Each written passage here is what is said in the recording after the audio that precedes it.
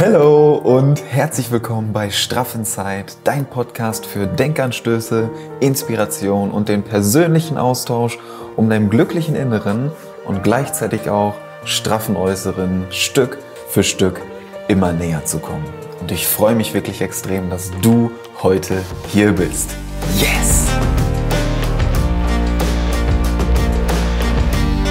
Neue Woche, neue Energie, neue Podcast-Folge und neues Interview. Ich freue mich extrem, dass ich dir heute wieder einen neuen Interviewgast präsentieren darf und ich freue mich umso mehr, dass Lisa Dengler heute bei mir auf dem Podcast zu Gast ist, aka Liz Lou bei Instagram. Ich freue mich wirklich sehr auf dieses Gespräch heute. Ich nehme dir jetzt gerade das Intro auf, bevor wir gleich in unseren Energieaustausch reingehen und ich möchte gar nicht viel zu viel vorweggreifen.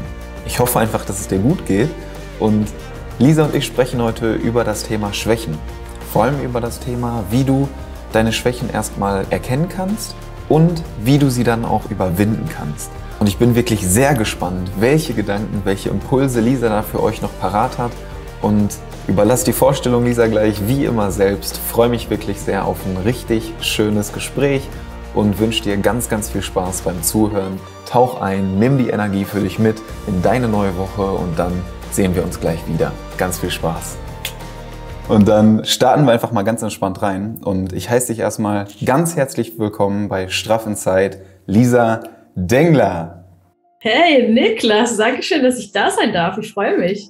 Sehr, sehr schön. Ich freue mich wahnsinnig, dass du heute da bist und dass wir zusammen ein bisschen die Energie fließen lassen können, uns austauschen können über ein bestimmtes Thema, zu dem wir gleich kommen.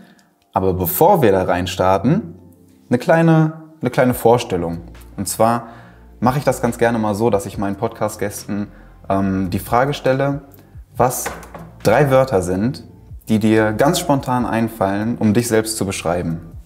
Ja, selbstbewusst, ehrlich und spontan. Ja, das kam spontan. Das beschreibt es ja richtig gut.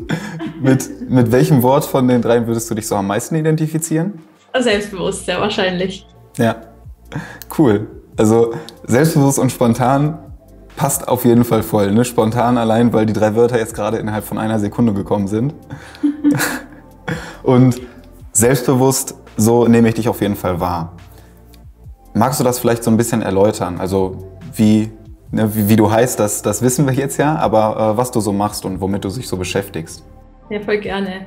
Also jetzt, wer hätte es gedacht, ich bin Selbstbewusstseinstrainerin. Genau, explizit für Frauen, also Mentorin für Frauen. Ich arbeite ganz intensiv mit Frauen an dem eigenen Selbstbewusstsein und an den eigenen Stärken sowie auch Schwächen, weswegen ich auch sehr wahrscheinlich so spontan und schnell meine eigenen Stärken nennen konnte. Und ich finde es total wichtig, sich selbstbewusst zu sein. Ja, das bedeutet es ja eigentlich auch, seine Stärken zu kennen, seine Stärken zu leben.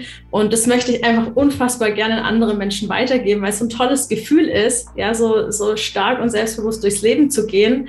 Das habe ich natürlich auch nicht von jetzt auf nachher irgendwie gehabt oder von Geburt an, sondern man hat halt einfach so Situationen im Leben, die einen irgendwie dazu bringen, dann selbstbewusst zu werden. Spontan war ich schon immer tatsächlich, da bin ich auch sehr froh drum. Genau, und ich bin sehr, sehr froh, heute mit dir hier sein zu dürfen, Niklas, und genau darüber zu sprechen, weil ich das einfach so unfassbar wichtig finde. Und ich hoffe, dass viele, viele Menschen da auch sehr viel für sich mitnehmen können und einfach auch in ihren Stärken ein bisschen mehr leben können. Vielen Dank. Sehr schön, das denke ich auch. Davon gehe ich aus. Und du hast es ja gerade auch schon selbst gesagt. Unser heutiges Thema ist so ein bisschen Schwächen und Stärken. Und ich möchte gerne mit dir heute so ein bisschen in das Thema Schwächen reingehen, weil von Stärken haben wir ja alle schon ziemlich viel gehört, ne? Aber das ist ja immer so ein bisschen gedämmt von den Schwächen, die wir so in uns spüren. Und deswegen möchte ich da mit dir heute gerne reingehen, denn ich habe da letztens auch bei dir auf dem Instagram-Kanal, Liz Lou übrigens an der Stelle, gute Empfehlung, den Beitrag gesehen zu dem Thema Schwächen. Und genau da möchte ich gerne mit dir heute reingehen. Und zwar, wie du deine Schwächen erkennen kannst und sie dann auch überwinden kannst.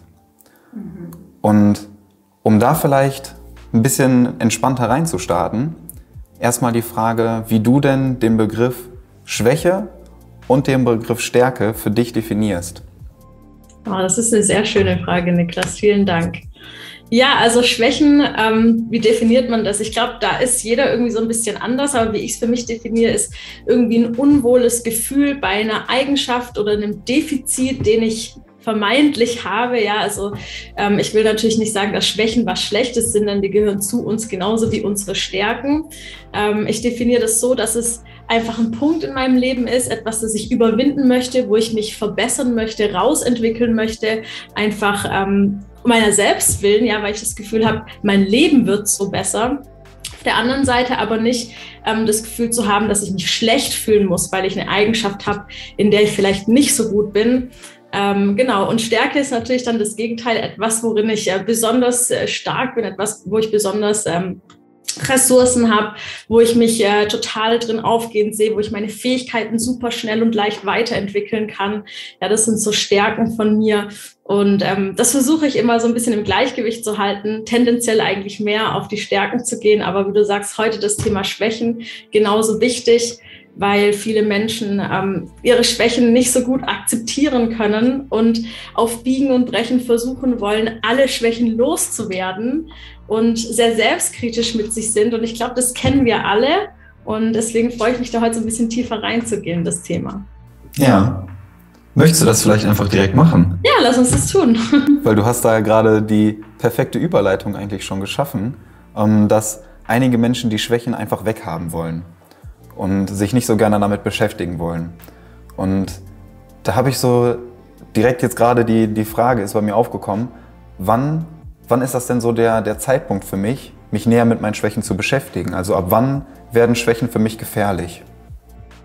Also ich glaube, ganz gefährlich wird es, wenn du anfängst, deine ganzen Gedanken nur noch um diesen Defizit, diese vermeintliche Schwäche kreisen zu lassen, wenn du dich total limitierst und einschränkst, wenn du dich nicht mehr wohlfühlst, wenn du ständig daran denkst, dass du da unbedingt was verbessern musst oder möchtest, dann ist es eigentlich der Punkt, wo man sagen kann, hey, jetzt beschäftige ich mich aktiv mit meinen Schwächen. Und wie du selber sagst, so die größte Hürde ist eigentlich, dass Menschen sich ihrer Schwächen durchaus bewusst sind, aber die am liebsten wegschieben von sich also gar nicht wirklich damit beschäftigen wollen, sondern halt einfach so in diesem Problem leben, ja, so diesen Schmerz der Schwäche fühlen und dann aber irgendwie nicht ins Machen kommen, sondern einfach sich selbst bemitleiden. Und das ist so der Punkt, wo man dann merkt, hey, ich fühle mich total unwohl. Ja, das ist irgendwie so ein Ziehen in der Brust vielleicht auch. Ich will das gar nicht ansprechen. Ich will das vertuschen vor anderen Leuten. Ich kann da nicht offen drüber sprechen. Ich vergleiche mich vielleicht auch, weil das eine Stärke von anderen ist und dann wird es total irrational, dieses Verhältnis zu meiner Schwäche. Das ist so der Moment, wo man merkt, jetzt darf ich eigentlich in die Arbeit mit mir selber gehen. Ja, sehr schön. Du hast das gut beschrieben, gerade so der Mix aus mentaler und körperlicher Belastung dann auch. Ja. Dass du das sowohl auf im Kopf merkst, wenn dich irgendwie was zurückhält oder wenn du dich da selber so limitierst, aber auch, dass das auf körperlicher Ebene dann zu Schmerzen führen kann. Die Verbindung von Körper und Geist. Ja, das ist so schön. Du sprichst ja auch gerade darüber. Ja, voll. Das passt total gut. Ja, das ist so spannend, wie das auf allen Ebenen immer wieder zu finden ist. Extrem, ja, total. Deswegen, man darf da schon auch die Signale auch des Körpers hören. Und nicht versuchen, dann in den Widerstand zu gehen, sondern als allererstes mal liebevolle Akzeptanz. Und ich weiß, dass es sehr schwer fallen kann, aber deswegen ist es so wichtig, sich zuallererst mal mit den Schwächen intensiv auseinanderzusetzen, um vielleicht auch eine Akzeptanz entstehen zu lassen. Denn ganz häufig ist es so, dass Menschen dazu neigen, ihre Schwächen stark zu übertreiben. Und Menschen mit sehr geringem Selbstwertgefühl machen das in so einem erheblichen Maß, dass praktisch diese rationale Ansicht, diese objektive Ansicht von Schwächen und Stärken so verzerrt ist, dass diese Schwäche so groß ist und eine vermeintliche Stärke so klein. Und dann wird es natürlich ganz arg schwierig, diesen großen Haufen akzeptieren zu können. Ja. Das ist gut beschrieben. Da ist so direkt die Frage, ne? Wie mache ich das? Wie gehe ich da rein? Du hast gerade schon gesagt, so als erstes liebevolle Akzeptanz. Aber was ist da so, wenn ich jetzt gerade zuhöre? So, ich stelle mir jetzt vor, ich bin Zuhörerin oder Zuhörer und habe jetzt Bock bekommen, mit meinen Schwächen zu arbeiten. Wo fange ich an und wie mache ich dann weiter? Ja, also es ist eigentlich ganz leicht. Ich arbeite immer mit den Glaubenssätzen als allererstes. Ich bin mir sicher, dass du da auch schon drüber gesprochen hast. Das ist ein ganz wichtiges Thema. Ja. Also erstmal mich zu fragen, was glaube ich eigentlich von mir selbst? Ja, was glaube ich? Ich glaube, dass ich es nicht durchziehe, sportlich zu sein oder dass ich es nicht schaffen kann, endlich meine Ernährung umzustellen. Ja, so dass ich da total die Schwäche drin habe. Alle anderen schaffen das, aber ich bin diejenige Leidtragende, die es nie hinbekommt. So. Und das darf ich mich als allererstes mal fragen, was glaube ich eigentlich von mir selbst? Was hat es mit mir zu tun? Ja, was bedeutet das? Wann kommt das? Ist es immer so? Ist es in jeder Situation so, dass ich das nicht schaffe? Was sind da vielleicht für Widerstände? Und das darf ich mir alles aufschreiben, was da ist. Ja, also mich wirklich intensiv damit beschäftigen, nicht nur gedanklich, weil da driften wir auch super gerne ganz schnell ab. Mir wirklich die Frage, den Glaubenssatz aufzuschreiben, ich schaffe es nie, etwas durchzuziehen zum Beispiel. Ja, und dann wirklich zu hinterfragen, warum ist das so? Und dann wirklich mal so ein Textchen, ja, das darf ruhig auch mal eine halbe Seite lang sein, je nachdem, wie viel uns dazu einfällt, einfach mal aufzuschreiben. Und dann sich bewusst zu machen, was ich da eigentlich in Wirklichkeit gerade von mir glaube. Dann natürlich zu fragen, stimmt das? Ja, ist es wirklich so? Und dann natürlich im nächsten Schritt, wenn ich sage, ja, das ist so und das ist wirklich so schlimm für mich, dann darf ich aus dem Problem eine Lösung machen sozusagen. Also aufhören, in diesem Problem zu bleiben und dann mich zu bemitleiden und die anderen und so weiter, sondern jetzt Strategien und Lösungswege, Ziele, Stärken, was auch immer, mit was auch immer du arbeiten willst, entwickeln, um aus diesem vermeintlichen Problem, aus dieser Schwäche rauszukommen. Sehr gut. Sehr gut. Also du sagst das ja auch so, von innen nach außen gehen. Ne, dass du halt in dir anfängst, du hinterfragst, was sind meine Schwächen und ist das wirklich so? Ne, also ob du dir das selber halt einredest, ob das ein Glaubenssatz von dir ist oder ob das im Außen auch wirklich so ist. Ja. Und halt dieser wichtige Schritt, ne, wie ich das immer sage, von innen nach außen zu gehen und eben nicht andersrum. Total. Ich habe auch kürzlich mit einer Frau gearbeitet und die hat zu mir gesagt, ja, ich rechtfertige mich ständig. Das kann ich überhaupt nicht leiden, das ist voll die Schwäche von mir. Und dann sind wir darauf gekommen, dass es in Wirklichkeit gar nicht immer so ist, sondern eigentlich nur bei Autoritätspersonen. Und dann kann man da natürlich schon viel stärkere Akzeptanz und eine viel objektivere Wahrnehmung schaffen, weil man merkt, hey, eigentlich ist es im Alltag mit Freunden und so weiter gar nicht so. Nur wenn ich Vorwürfe von Autoritätspersonen bekomme, dann fange ich an, mich rechtfertigen. Und dann kann ich natürlich gezielte Strategien entwickeln, um, mit Vorwürfen von Autoritätspersonen umzugehen. Ja. Und dann auch wieder so die spannende Frage, wen definiere ich alles als Autoritätsperson, ne? Total. Also du kannst da ganz tief reingehen, wenn du anfängst, dich wirklich damit zu beschäftigen und nicht einfach nur zu sagen, oh Mann, ich rechtfertige mich immer und warum mache ich das und sich dann sogar noch Vorwürfe zu machen. Ja, ich bin ja so dumm, dann irgendwie seinen Wert damit gleichzusetzen, zu sagen, weil ich was Dummes mache, bin ich ein dummer Mensch. Das ist ganz gefährlich, so eine Denkweise. Voll. Also ich finde das total gut. Wenn ich dann bei meinen Glaubenssätzen angefasst habe, ne? Oder angefangen habe und ich beschäftige mich dann damit und kann dann auch wirklich schon selber so hinterfragen, okay, das denke ich jetzt gerade, aber eigentlich ist das nicht wirklich so. Eigentlich ist es ganz anders, aber ich kann jetzt damit arbeiten. Wie mache ich dann weiter? Ja, also es ist ganz wichtig, auch diese Frage nochmal zu stellen, ist es wirklich so? Es kann ja durchaus auch sein, dass man das als Wahrheit, als tiefe innere Wahrheit empfindet und sagt, ja, ich bin einfach total so in jeder Situation. Ich merke, dass mich das total aufhält und hindert. Ja, und dann darf ich da tiefer reinsinken, anstatt, wenn ich jetzt merke, das ist in Wahrheit nicht so, kann ich mich davon mehr distanzieren. Ja, und mache das nicht zu meinem Selbst, aber wenn es mein Selbst ist, dann darf ich anfangen zu überlegen, welche Dinge mir helfen können, um das zu überwinden. Und hier komme ich jetzt in die Arbeit von Stärken. Welche starken Eigenschaften habe ich, die mir helfen können, diese Schwäche, diesen Defizit zu überwinden.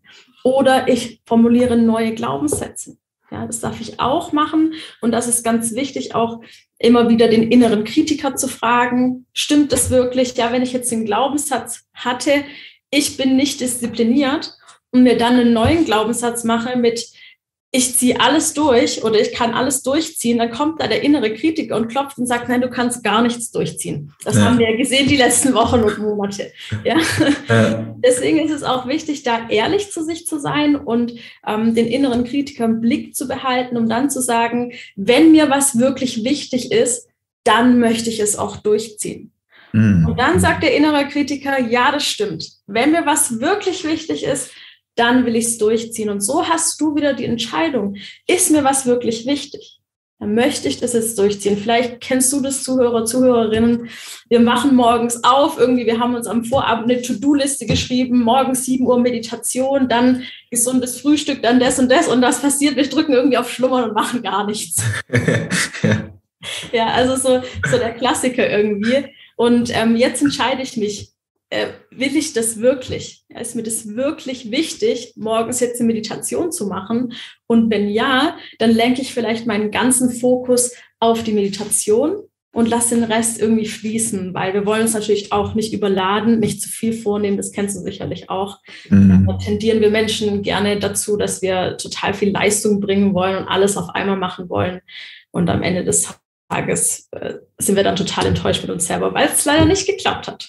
Ja, das ist ein total wichtiger Punkt, den du gerade ansprichst, weil ich glaube, das geht sehr, sehr vielen so, dass wir uns, keine Ahnung, bei YouTube irgendwie die Morgenroutine von wem auch immer angucken und dann uns denken, okay, ich muss jetzt um 5 Uhr morgens aufstehen, damit es ein geiler Tag werden kann.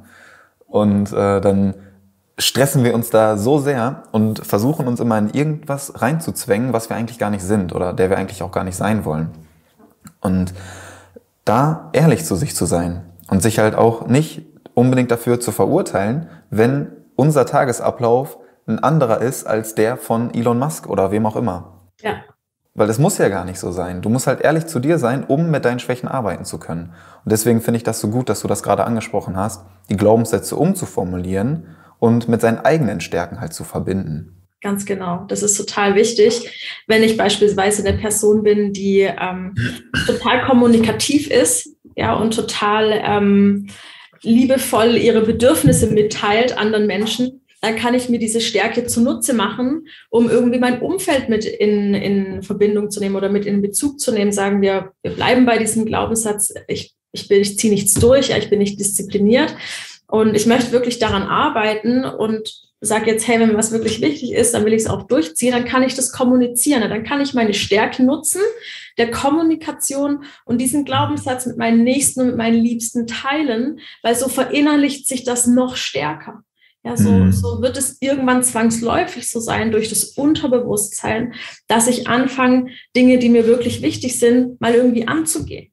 Ja, mal dann auch vielleicht durchzuziehen, Erfolge zu verzeichnen, auch wenn es nur kleine Erfolge sind, an denen ich mich ja freuen kann, weil ich ja anfange, mir vielleicht wirklich Ziele zu machen. Und das ist auch ein wichtiger Schritt in der Arbeit mit den eigenen Schwächen.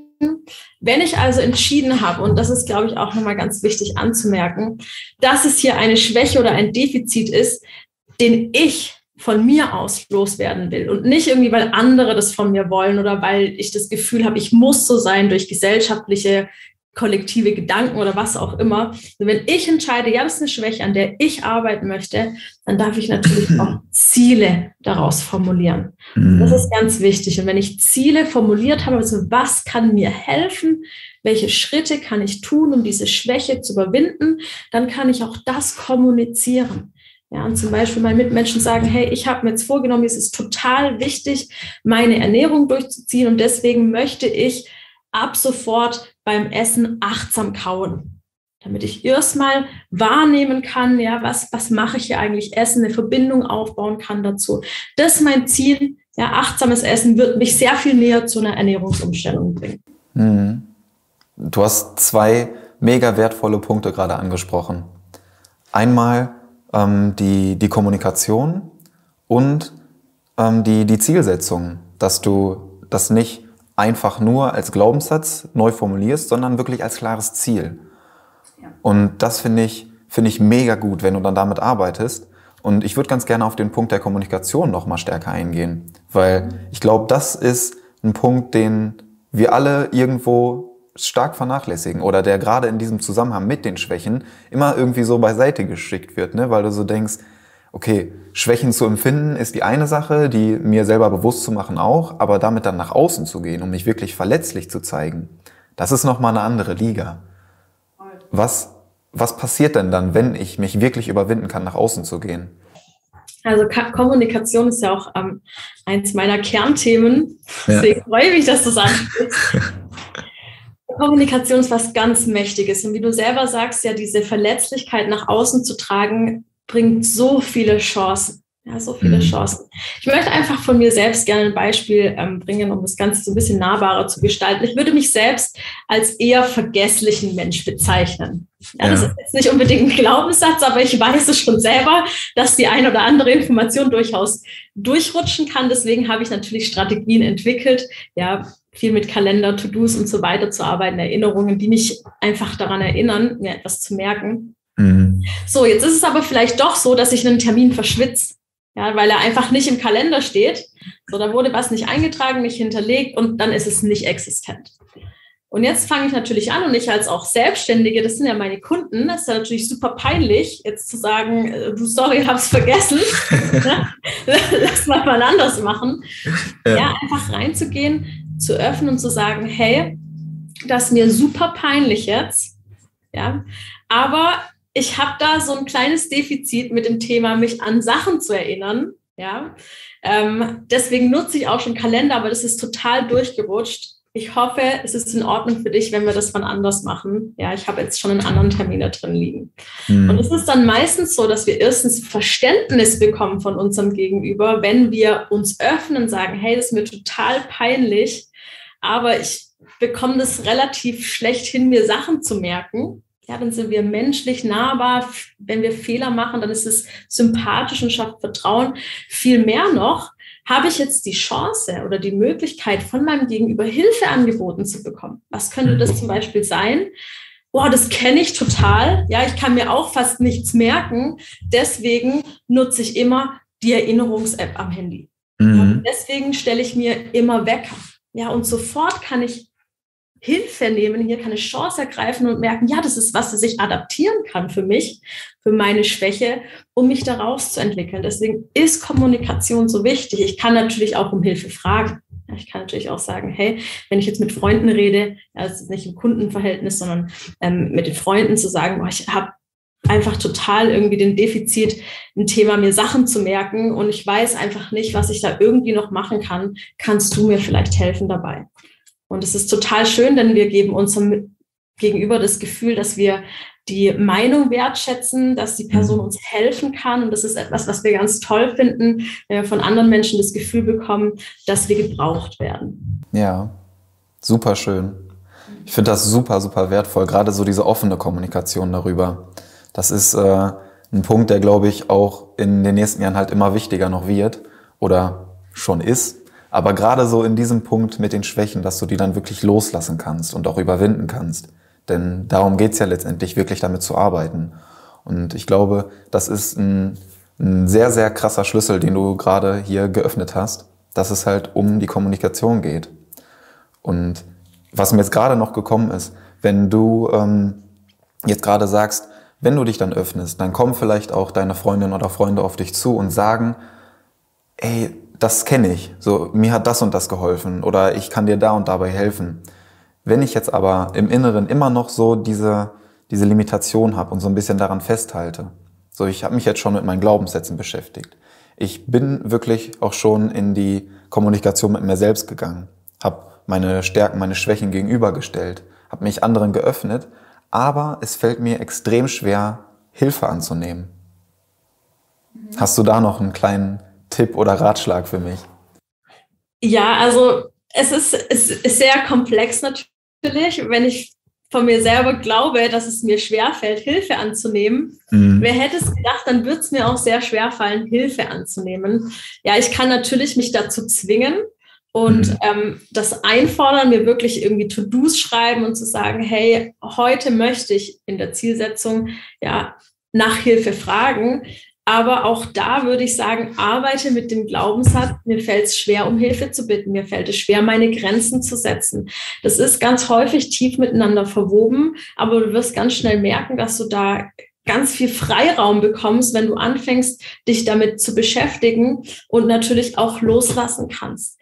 Ich weiß, dass es schwierig ist. Ansonsten kannst du natürlich versuchen zu meditieren, Achtsamkeitsübungen, dir wirklich vertraute Personen zu suchen, wo es dir leicht fällt. Vielleicht auch sowas nutzen wie Nachrichten zu schreiben statt im persönlichen Gespräch, ja, weil da die Hemmschwelle geringer ist. Es gibt natürlich viele Methoden zu sagen, hey, jetzt kann ich irgendwie noch damit arbeiten, aber ich würde wirklich empfehlen, immer wieder auf die Glaubenssätze zu gehen. Und wenn ich merke, ich habe große Schwierigkeiten damit, Hilfe einzufordern, dann wird es ja wahrscheinlich nicht nur in dem Bereich, Lebensbereich so sein, sondern auch in vielen anderen, wo ich vielleicht auch ein unwohles Gefühl habe.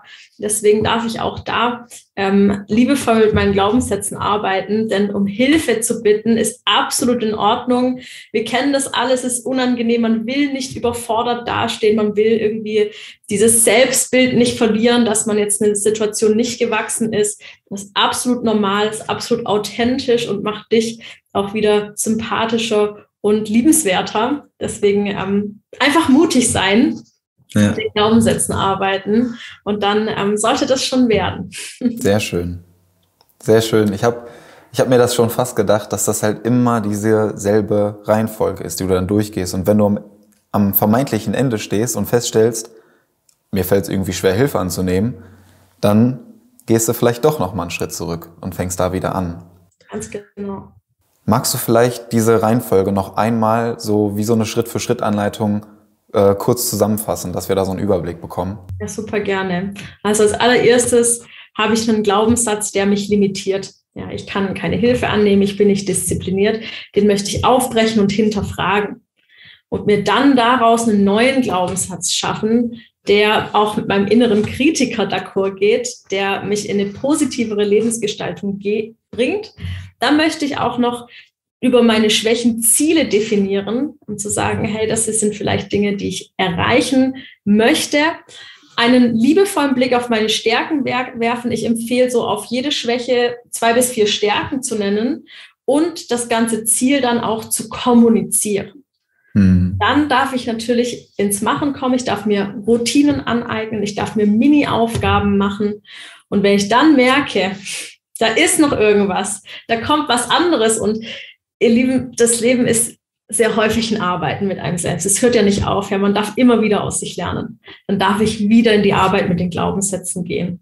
Und dann wiederholt sich dieser ganze Kreislauf. Sehr schön. Sehr, sehr schön zusammengefasst. Ich glaube, da haben wir jetzt eine gute Schritt-für-Schritt-Anleitung mit an die Hand gegeben. Und ich finde das so schön, was du gerade auch noch gesagt hast, dass das ja nie aufhört. Dass das ja eine Reise ist, die immer weitergehen darf. Und dass diese Reise ja auch einfach Spaß macht. Dass wir damit gar nicht irgendwie was Schlimmes oder was unbedingt Negatives verbinden müssen, sondern die schönste Arbeit ist ja einfach die Arbeit mit oder an uns selbst. Total, finde ich auch. Also ich finde das super spannend, immer wieder mit mir selbst zu arbeiten. Ich mache das ja auch, ja, und jeder steht da an irgendwie anderen Punkten, aber alles darf so sein, wie es ist. Alles ist absolut in Ordnung und man darf sich freuen an den Erfolgen, anstatt sich zu kritisieren für die Misserfolge. Also wenn du da irgendwie auch ein Problem mit der Wahrnehmung hast, in Anführungszeichen Problem, dann auch super gerne hier in die Stärken reingehen, in den Fokus auf die Stärken. Denn wenn ich mit meinen Schwächen arbeite, will ich auch immer mit meinen Stärken arbeiten. Das gehört zum Selbstbewusstsein einfach dazu. Wundervoll. Richtig schön. Richtig, richtig, richtig schön. Wow. Danke erstmal für deinen Input, den du hier heute rausgehauen hast. Wirklich sehr, sehr, sehr, sehr wertvoll. Und bevor wir so ein bisschen zum Ende kommen, habe ich nämlich noch eine kleine Frage für dich, so ein kleines Gedankenexperiment, was ich immer ganz gerne mache. Und zwar, stell dir einfach mal vor, du hast die Chance, vor einem Millionenpublikum zu sprechen. Ob das jetzt vor Ort ist, ob du zum Beispiel in einem Stadion stehst, auf einem riesen Highway oder wo auch immer, wo du Millionen Zuschauer hast oder ob du einfach in einem Zoom-Meeting bist und du hast 1 Million Teilnehmerinnen und Teilnehmer im Warteraum. Du darfst in dieser Rede aber nur einen Satz sagen. Was würdest du sagen? Ich würde sagen, du kannst alles schaffen, was du willst. Richtig schön. Richtig schön. Ich glaube, das spiegelt das, worüber wir heute geredet haben, perfekt wider. Ja, denke ich auch. Und es ist auch immer wieder die Frage, will ich was schaffen oder will ich das in Wahrheit nicht, sondern es ist von außen. Ja, also wenn ich etwas schaffen will, dann kann ich es auch schaffen. Und das möchte ich natürlich an alle hier mitgeben. Ja, das war ja die kleine Überleitung. Ja. Wenn ihr etwas wirklich schaffen wollt, dann könnt ihr das auch. Dann dürft ihr euch darauf fokussieren, um natürlich für euch das Leben zu gestalten, das ihr euch wünscht. Völlig egal, was für eins das ist. Richtig schön. Ich glaube, da gibt es gar nichts mehr hinzuzufügen. Ich möchte das echt ganz gerne einfach so stehen lassen und bedanke mich an der Stelle einfach ganz, ganz, ganz, ganz herzlich, dass du hier heute dabei gewesen bist, dass du den Input mit uns geteilt hast, so wertvolle Denkanstöße einfach mitgegeben hast. Wirklich sehr, sehr cool. Und wenn ich jetzt wir schlüpfen wieder in die Zuhörer- und Zuhörerinnenrolle rein, wenn ich mir jetzt gedacht habe, die Lisa, die hat heute Input geliefert, das ist richtig interessant und das klingt so, als möchte ich mich da mal noch ein bisschen intensiver beschäftigen. Wo kann ich dich finden? Wo nehme ich am besten Kontakt mit dir auf?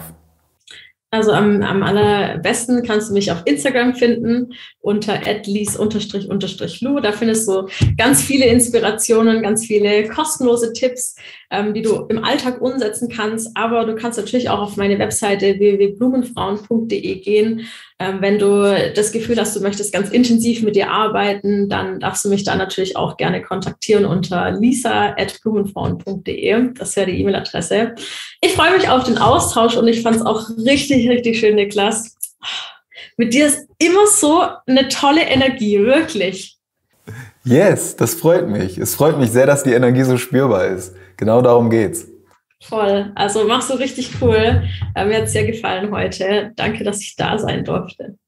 Vielen Dank. Freut mich sehr. Freut mich wirklich sehr. Danke, dass du da warst. Wird natürlich alles in den Shownotes verlinkt, was du gerade noch gesagt hast. Und dann bin ich schon sehr gespannt auf das Feedback, was du, ich oder wir dann bekommen. Ich freue mich auch. Und dann wünsche ich dir eine wunderschöne Zeit und allen Zuhörerinnen auch. Wunderbar, die wünsche ich dir auch. Danke. Dankeschön. Ciao, Niklas. Wow, was für ein Interview, oder? Was für ein geiles Gespräch. Richtig, richtig schöne Energie. Und wenn es dir genauso gegangen ist, wenn du auch die Energie gespürt hast, wenn du vielleicht auch neue Erkenntnisse gewonnen hast, neue Denkanstöße mitbekommen hast, wie du jetzt zu Hause mit deinen Schwächen und mit deinen Stärken auch arbeiten kannst, diese Balance wieder herstellen kannst und dann daran wachsen kannst, dann lass uns sehr, sehr gerne ein bisschen Feedback da. Schreib uns das hier in die Kommentare, entweder als Nachricht bei Instagram, schreib das Lisa als Nachricht bei Instagram, schreib mir das als Nachricht bei Instagram oder lass uns hier in den Kommentaren ein bisschen Feedback da. Hau einen Daumen nach oben raus, wenn dir die Interviewfolge gefallen hat oder schreib mir auch beim Podcast sehr, sehr gerne eine kleine Rezension. Wenn dir die Gedanken im Podcast weiterhelfen, dann würde ich mich wirklich sehr darüber freuen, wenn du mir eine kleine Bewertung da lässt. Das pusht den Podcast ein bisschen und das lässt mich auch wissen, dass dir das wirklich hilft. Denn darum geht's, um den persönlichen Austausch, deswegen hebe ich das auch immer wieder hervor. Ich wünsche dir eine wunderschöne Woche, ganz viel Spaß beim Anwenden der heute gewonnenen Gedanken und nicht vergessen, Happy Inside ist gleich straff Outside. Du bist ein richtig geiler Mensch und ich feiere dich extrem.